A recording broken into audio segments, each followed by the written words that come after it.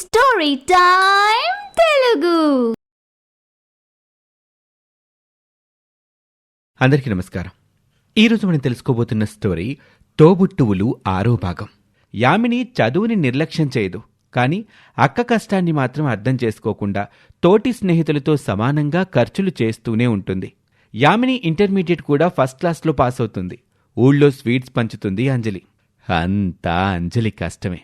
నా దగ్గర అప్పు చేసి మరీ నిన్ను ప్రైవేటీ కాలేజీలో చదివించిందమ్మా యామిని. ఇదే అవకాశం అనుకుని యామినికి అంజలిపై ద్వేషాన్ని పెంచే పనిలో భాగంగా, అలా అంటారేంటి? అంజలి ఎంత కష్టపడి చదివిస్తే మాత్రం యామిని మనసు పెట్టి శ్రద్ధగా చదవకపోతే మార్కులు ఎలా వస్తాయి? ఇదిగో యామిని, మీ అక్క లేకపోతే నీకీ చదువు జీవితం ఉండేది కాదు. తనకి నువ్వు చాలా రుణపడున్నావు. ఊరుకో పిన్ని, అక్కా చెల్లెళ్ళం, మాలో మాకు రుణాలేమిటి? అది నా బాధ్యత. యామిని బాగా చదువుకొని గొప్ప స్థాయికొస్తే నాకంతే చాలు. రేపు నువ్వు గొప్పదానివయ్యాక మీ అక్కని మర్చిపోకమ్మా యామిని. ఆ మాటకు యామిని ఏమీ సమాధానం చెప్పకుండా మౌనంగా ఉంటుంది. బయటపడకపోయినా అక్కపై పీకల్లోతు కోపం ఉంటుంది యామినికి. యామిని మనస్తత్వం తెలిసిన అంజలి చెల్లెల్ని ప్రైవేట్ డిగ్రీ కాలేజీలో చేర్పిస్తుంది. థ్యాంక్స్ అక్క. ఈసారి నేను అడగకుండానే నా ఇష్టం తెలుసుకుని ప్రైవేట్ కాలేజీలో చేర్పించావు. నీకిష్టం లేని పని ఎప్పుడైనా చేశానా చెల్లి? నువ్వు బాగా చదువుకొని మన అమ్మా నాన్నకి మంచి పేరు తీసుకురావాలి. అక్క, నేనేమింకా చిన్నపిల్లని కాను. ఇలా ఉండు, అలా చేయంటూ ప్రతిసారి చెప్పింది చెప్పి నాకు విసుగు తెప్పించుకో. నా ఇష్ట ప్రకారం నేను చదువుకుంటాను గాని ఎవరి ఆనందం కోసమో పేరు తేవడం కోసమో చదవలేం కదా. ఇవన్నీ నీకు అర్థం కాదులే. నువ్వు ఇంటికెళ్ళు, నాకు క్లాస్కి టైం అవుతుంది అని యామిని అనటంతో ఇక ఏమీ మాట్లాడలేక మౌనంగా ఇంటికి బయలుదేరుతుంది అంజలి. ఎలాగోలా ఈ డిగ్రీ కంప్లీట్ చేసి జాబ్ తెచ్చుకొని ఈ సిటీలోనే సెటిల్ అయిపోతే ఈ అంజలి పెత్తనం నా మీదుండదు అని అనుకుని క్లాస్కి వెళ్ళిపోతుంది యామిని. మొదటి రోజు కాలేజ్ అయిపోయాక ఇంటికొస్తుంది యామిని. ఎలా ఉందే ఫస్ట్ డే కాలేజ్? చాలా బాగుందక్క.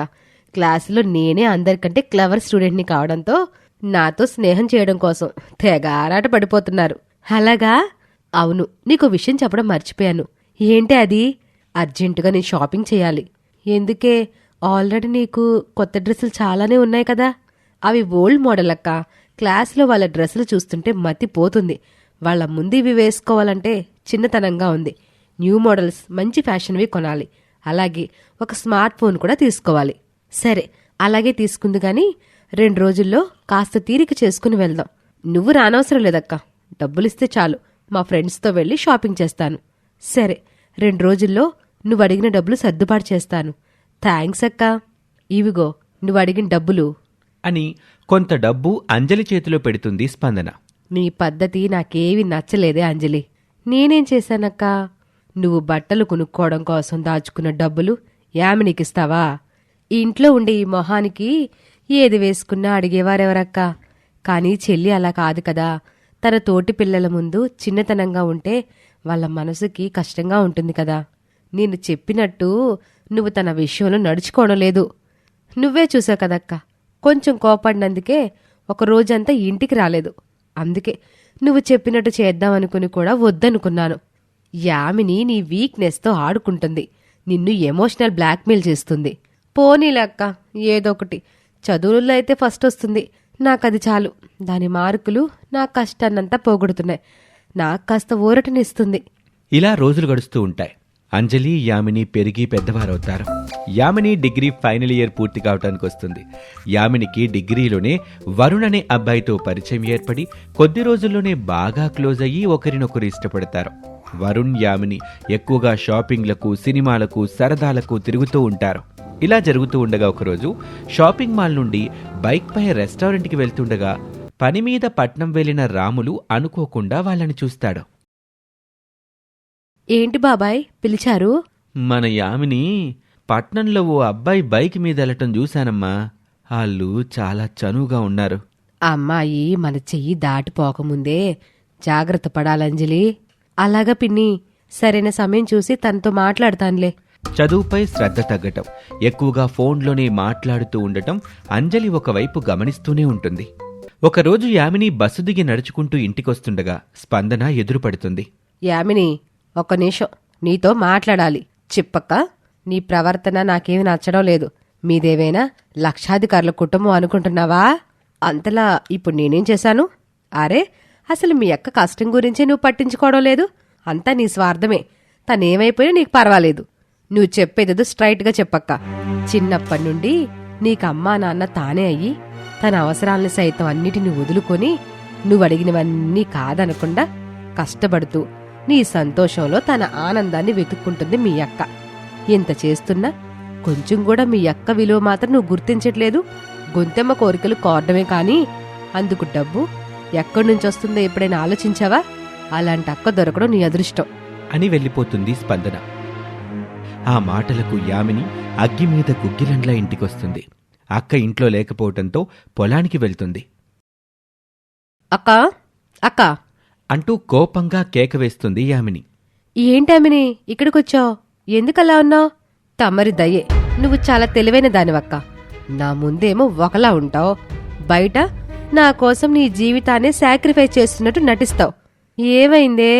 నీకు డబ్బులు ఇవ్వడం ఇష్టం లేకపోతే ఇవ్వనని నా మొహాన చెప్పే. అంతేకాని ఇలా ఇచ్చినట్టిచ్చి నన్ను వేరే వాళ్ల చేత తిట్టించబాకు.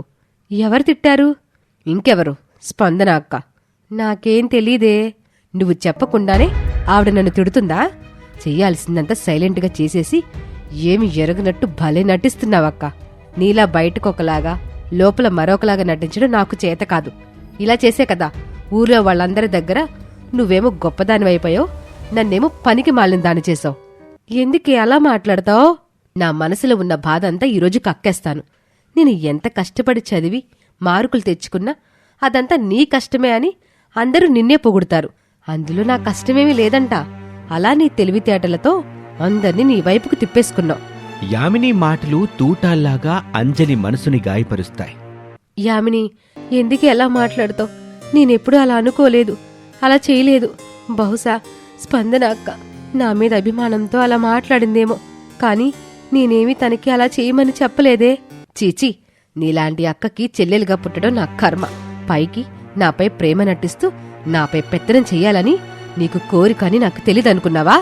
నీ మీద నేను పెత్తనం చేయడం ఏంటే యామిని? ఇప్పటికైనా బయటపడక్కా. ఏం బయటపడాలి? నీకు చదువు రాక స్కూల్ మానేసి నా కోసం, నా భవిష్యత్తు కోసం నీ చదువు మానేసినట్టు, నీ జీవితాన్ని త్యాగం చేసినట్టు నాటకాలు ఆడ్డాం. ఇద్దరం చదువుకోవడం కష్టంగా ఉందని నీకోసమే నేను చదువు మానేసింది. నిజం చెప్తే నువ్వు కూడా చదువు మానేస్తావని నేనలా చెప్పలేదు. ఆహా, కొత్త నాటకం. చాలా బాగుంది. నాటకం కాదే, నిజం. నాకు చదువు బాగా వస్తుందని నాపై నీకు అసూయ, కుళ్ళు. ఎందుకే ఇలా అపార్థం చేసుకుంటున్నావు? అంటూ అంజలి కన్నీళ్లు పెట్టుకుంటుంది. ఇంకా నీ దొంగేడుపులకి మోసపోయేవాళ్ళు ఎవరూ లేరిక్కడ అని అంజలి ఏడుపుని కూడా పట్టించుకోకుండా అక్కడి నుండి కోపంగా వెళ్ళిపోతుంది యామిని. ఇక ఆ తర్వాత ఏం జరిగిందో వచ్చే భాగంలో చూద్దాం.